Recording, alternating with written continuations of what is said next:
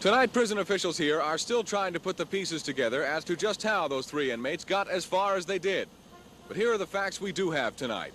At about 2:20 this afternoon, this man, Russell Bacon, serving life for murder in conspiracy of a robbery, along with Tyrone Henry, serving 60 years for robbery with a deadly weapon, and 22-year-old Jackie Kevin Harris, sentenced to death for the murder last year of Stephen Veeding at a Reisterstown sporting goods store, scaled a 30-foot wall, overpowered a female guard, took her weapons, and attempted an escape holding the guard hostage. Well, they never made it. A guard on the next post over saw the inmates and opened fire. The inmates fired back. All 5 persons were wounded, none seriously. 26-year-old Tony Getz was visiting relatives in the prison at the time of the escape. We did not hear any shots, but we saw guards with shotguns. We came out and we started to walk that way instead of coming up this way. And some gentlemen were coming up the street and they told us not to go down there unless we wanted to get shot. So tonight, this East Baltimore community can rest easy. Once again, order has been restored to the state penitentiary, but there still remains the task of pinpointing just how and where the security fell short. At the Maryland State Penitentiary, Mike Hofeld, News Scene 2.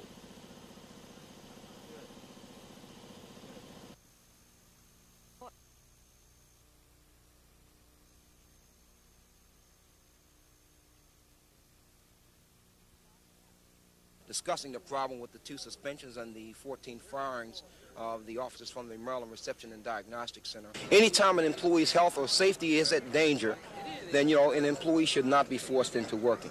Now, we certainly sympathize with the officers, but we did not sanction, any kind of job action. And that's, we didn't see it as a job action.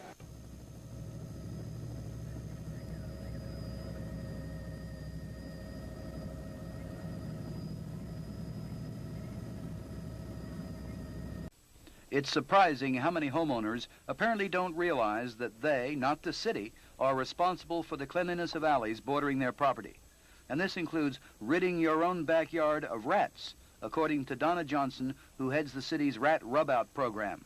Residents are responsible for eliminating rats in their own yards in a single-family house, the owner in a dwelling with 2 or more units.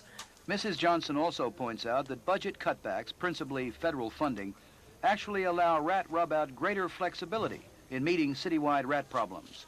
Our funding no longer comes directly from the federal government, so we're no longer under the federal guidelines that kept us to target areas. Our operation is now citywide. We have a much greater area to cover in terms of education, but we work more with groups and help them develop the skills to work with their neighbors to fight the rat problems.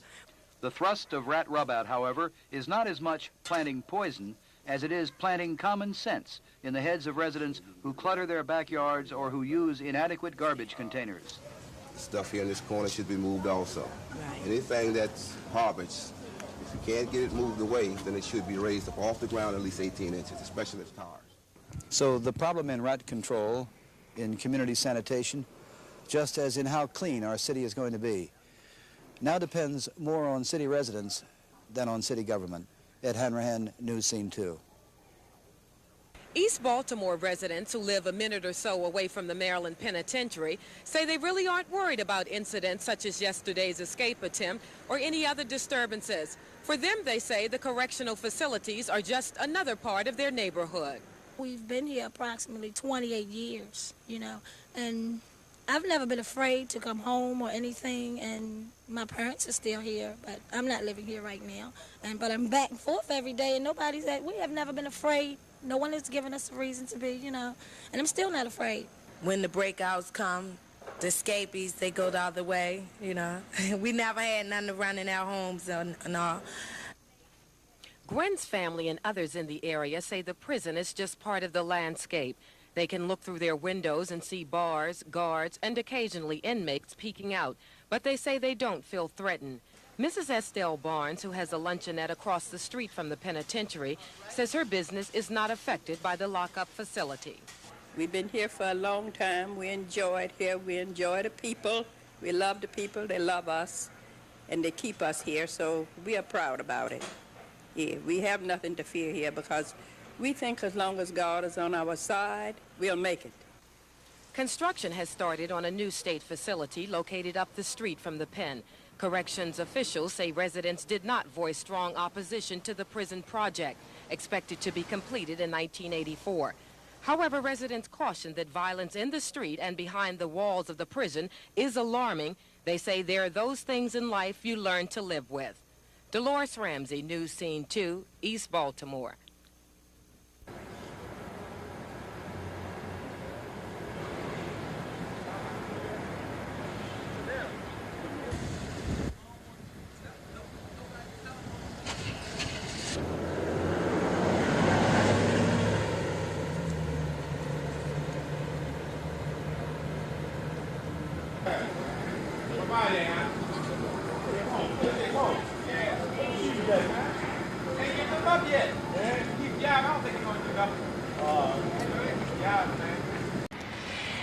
What looks like a mess will someday be the Howard Johnson's Hotel at Lombard and Paca. It's a city project funded in part by federal money. It's a project some minority contractors claim they never had a shot at. Plus Jones owns the P&J contracting company in Baltimore. He bid on the Howard Johnson's project, but says he wasn't seriously considered. Jones says it happens too often in other projects as well, not only to him, but to other minority contractors. There is very few negotiated projects that we even get a chance at. Not even as a general, you won't get a chance, but even as far as subcontract work. Why? Because if there's no program in the negotiation to require minorities, then you don't get any.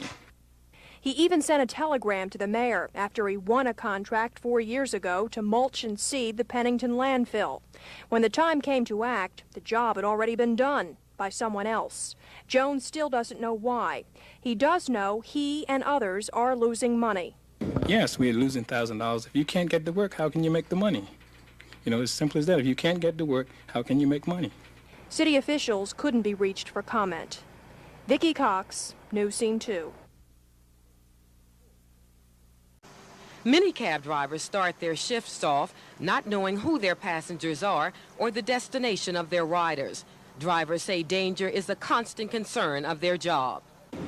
Well, it's no sense of me saying that I'm not frightened. I am a little, but I have a job to do, taking people to and fro, and, you know, that's what I think about. Haney says he's been blessed not to have been a victim of violence in his 27 years of driving a cab. He says screening passengers does cut down on risk. Drivers often work with police in protecting each other and the community. I think the drivers can protect themselves by using their instinct, by taking calls, by picking up people when they feel they're exercising good judgment. So I think that's the best way to safeguard against attacks. Cab drivers say there really is no one sure way of guarding against violent attacks or robbery attempts. They say what they can do, though, is use greater discretion when it comes to picking up passengers. Dolores Ramsey, News Scene 2, Northwest Baltimore. All around us are the ruins of that fire. In front of me is the elementary school, which has been completely destroyed. The Baptist church is gone, as is the corner grocery store, the barber shop.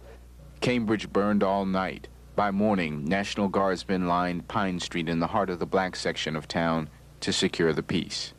Today, Cambridge is quiet. A certain healing has taken place over the past couple of decades, but as an outsider coming here and talking and walking with the people on Pine Street, you can't help but feel the outrage and anger of the 60s has been replaced by another feeling, the feeling of frustration. Dorchester County is one of the prejudiced towns I've ever been in. It's very prejudiced.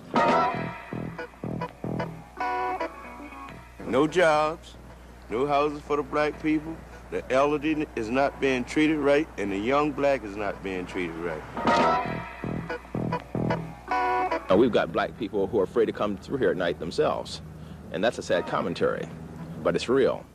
The reality, Greg Meekins says, is that progress for blacks in Cambridge since the 60s has been slow. Blacks make up 40% of the city's population. On the positive side, there is no longer outright discrimination. You can go anywhere you want to go. You can eat in any restaurant at all. Years ago, you could not go into them. but it has changed tremendously. On the negative, the black-owned stores and businesses that once lined Pine Street in the 60s and burned during the riots have not been rebuilt, and many feel never will. But perhaps the worst news, black unemployment over 10%. As a result, many young blacks are leaving, looking for better opportunities. I think about it all the time, just leaving town. What is beginning to happen in Cambridge has already happened up the coast in St. Michael's. The seafood industry, which brought many blacks to the water, has dried up. The young left town, and St. Michael's became a retirement resort. A lot of white people on this side of the shore. So much to do for them. Waterfront down there and all that. Hey, nice. Nothing for blacks. Nothing for blacks.